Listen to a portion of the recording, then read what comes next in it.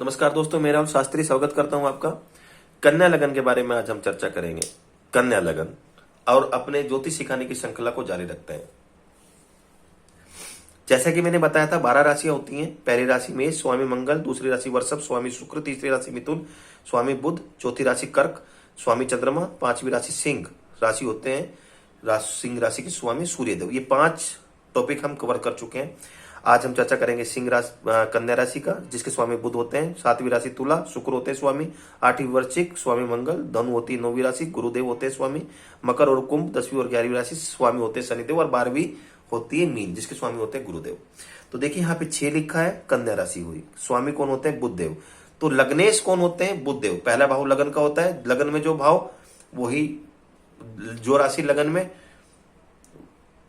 तो उसी राशि के हिसाब से उसी लगन का जातक होता है। तो जैसे 6 लिखा है, तो 6 का मतलब कन्या। कन्या राशि के स्वामी हुए बुधदेव, तो लग्नेश हुए बुधदेव। इस कुंडली के मालिक हुए बुधदेव।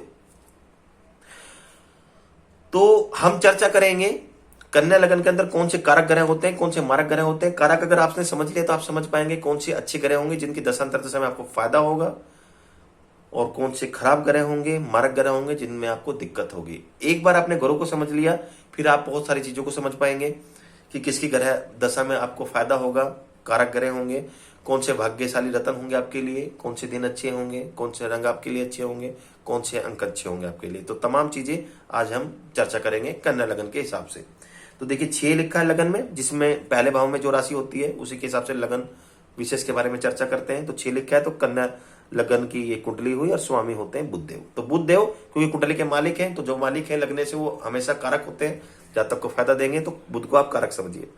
अब देखिए दूसरे भाव में क्या है, जो धन भाव है। दूसरे भाव से किस चीज का विचार करते हैं? धन का, कुटुंब का, परिवार का, आपकी वाणी का, प्रयोगिता का, शिक्षा का। अर्ली शिक्षा जो होती है वो किसके हाथ में? शुक्र की। क्योंकि शुक्र के हाथ में इसलिए कि उसकी राशि है 7वीं। तो शुक्र की 2 राशियां होती हैं, एक तुला और एक वृषभ। तो धन भाव किसे मिला? शुक्र को, क्योंकि उनकी राशि है, और दूसरी भी उनकी राशि है वृषभ। वृषभ राशि के स्वामी शुक्रदेव। अब 9वां भाव से क्या विचार किया जाता है? भाग्य का। तो देखिए धन भाव और भाग्य भाव 2 अत्यंत महत्वपूर्ण भाव। और शुक्रदेव लग्नेश के बीच में मित्रता भी है, यानी बुध और शुक्र आपस में मित्र भी हैं, और दोनों भाव शुक्र को बहुत अच्छे मिले तो प्रबल कारक बनते हैं शुक्रदेव। शुक्रदेव की दशांतर दशा में जातक को भाग्य और धन दोनों का ही बहुत अच्छा लाभ मिलेगा। हालांकि शुक्र का प्लेसमेंट और देखना होगा। अगर शुक्र खराब हुए तो इन दोनों भाव को लेकर हानि भी हो सकती है, पर राशि के हिसाब से, क्योंकि इस सीरीज के अंदर हम राशियों के हिसाब से देख रहे हैं, और अगली जो हमारी सीरीज होगी उसमें हम संपूर्ण कुंडली का विचार करेंगे, जिसमें आप घरों भी देखोगे, किसी जातक विशेष की उदाहरण कुंडली के बारे में हम चर्चा करेंगे। पर फिलहाल स्टेप बाय स्टेप आप समझेंगे तभी, तब पहले राशि को समझिए और फिर आप ग्रह को समझिएगा। तो अभी शुक्र को आप फिलहाल अच्छा ही मानिए राशि के हिसाब से कि शुक्रदेव कुंडली के अंदर अच्छे होते हैं, उन्हें अच्छे भाव मिलते हैं। अब तीसरा होता है फिजूल की मेहनत का। बहुत परिश्रम के बाद जातक को जो कोई फायदा मिलता है वो तीसरा भाव है। अब ये मिलता है किसको? वृश्चिक राशि स्वामी, वृश्चिक राशि स्वामी मंगलदेव। ये मिलता है मंगलदेव को। मंगलदेव की 2 राशि वृश्चिक और मेष, दोनों के स्वामी मंगल। और बुधदेव और मंगलदेव में मित्रता नहीं है, शत्रुता बनती है। इसी कारण बुधदेव, माफ कीजिए मंगलदेव, इस कुंडली के अंदर प्रबल मारक बने। प्रबल मारक, भाव भी अच्छे नहीं है और मित्र भी नहीं है, तो प्रबल मारक के रूप में बहुत परेशानी देंगे। फिजूल की परेशानी, अत्यधिक कष्ट, हर चीज में बाधा। मंगलदेव की दशांतर दशा कन्या लगन के अंदर बिल्कुल भी अच्छी नहीं होती। अब आगे चलते हैं दोस्तों। अब चौथे भाव में देखिए क्या लिखा है, 9। चौथा भाव होता है माता का, पैतृक संपत्ति का, भौतिक सुख का, मकान, वाहन, जिंदगी के अंदर तमाम सुख। किससे देखेंगे? चौथे भाव से। किसके हाथ में है वो? गुरुदेव के, क्योंकि गुरुदेव की राशि होती है धनु और मीन। तो 2 राशि किसको मिली? गुरुदेव को, सुख भाव और सप्तम भाव। सप्तम भाव आपकी शादी, व्यवसाय, नौकरी, पार्टनरशिप, इन तमाम चीजों को भी सप्तम भाव से देखा जाता है। हालांकि डेली बेस को आप ज्यादा यहां से कवर करेंगे। पूर्ण रूप से जो व्यवसाय, नौकरी का हम देखेंगे वो 10वें भाव से। तो दोनों भाव केंद्र के हैं और मिलते हैं बृहस्पति को। तो इस कुंडली के अंदर बृहस्पति सम हुए, क्योंकि इस वजह से बृहस्पति बुधदेव को अपना मित्र नहीं मानते, शत्रु मानते हैं।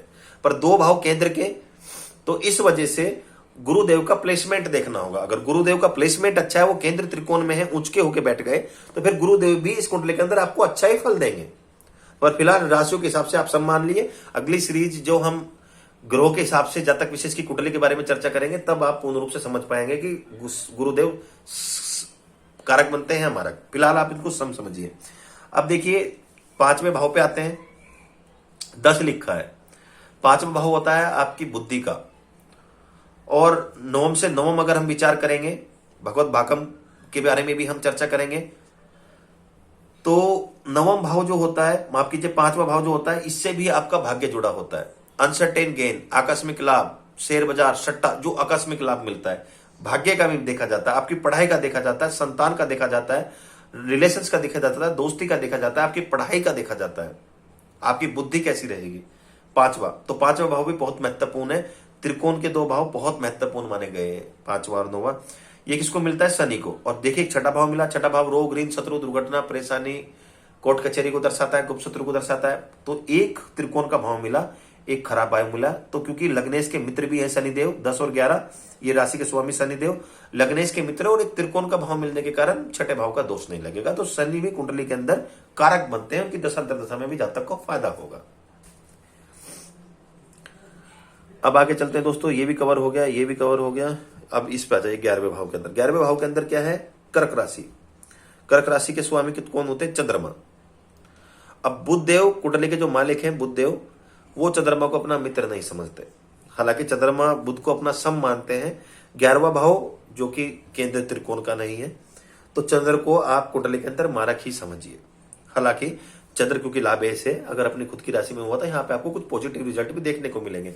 ये जब हम ग्रहों के हिसाब से जब संपूर्ण कुंडली का विवेचन करेंगे तब आप समझेंगे। अब 5वां 12वें भाव में लिखा 5, 5वां में सिंह राशि, स्वामी होते सूर्यदेव। 12वां भाव हानि दर्शाता है, परेशानी को दर्शाता है, आय निंद्रा को दर्शाता है, वेस्टेजों को दर्शाता है, और खर्चे को दर्शाता है, मेडिकल चीजों पे खर्चे को दर्शाता है। तो ये मिला किसको? सूर्य को। तो सूर्य लग्नेश के हालांकि सब मानते हैं, और लग्नेश सूर्य को मित्र मानते हैं। बुधदेव सूर्य पर भाव अच्छा नहीं है, तो इस कारण सूर्य खराब बनते हैं इस कुंडली में। उनकी दशांतर दशा में जातक को हानि होगी, परेशानी होगी, अत्यधिक खर्ची होंगे, ऑब्स्टेकल्स क्रिएट देखने को मिलेगा, ऑब्स्टेकल्स मिलेगा। तो अगर आपने ये समझ लिया ये ग्रह अच्छे हैं, तो जातक कौन सा रत्न पहन सकता है? भाग्यशाली रत्न, क्योंकि लग्नेश बुध का रत्न होता है पन्ना रत्न पहन सकते हैं। शुक्र के लिए डायमंड या ओपल पहन सकते हैं। शनि के लिए नीलम, या फिर नीलम के साथ नीली या फिर लाजवंत रत्न भी पहन सकते हैं। राहु और केतु भी इस कुंडली के अंदर कारक ही माने जाते हैं कन्या लगन के अंदर। तो लहसुनिया और गोमित भी आप पहन सकते हैं, बट उसके लिए पूर्ण रूप से राहु और केतु का आपको प्लेसमेंट देखना होगा, क्योंकि उनका कोई अस्तित्व नहीं होता। उनका प्लेसमेंट ही पूर्ण रूप से बता पाएगा कि उनका रत्न पहनना चाहिए या नहीं। तो आपके लिए कौन से भाग्यशाली दिन होंगे? बुधवार, शुक्रवार, शनिवार के दिन आपको काम कर सकते हैं, फायदा होगा। 5 और 6 और 8 ये दिन आपके लिए अच्छे, माफ कीजिए ये अंक आपके लिए अच्छे। गहरा नीला, काला, हरा, ये कपड़े आपके लिए अच्छे हैं। ये रंग भी आपके लिए फायदेमंद है।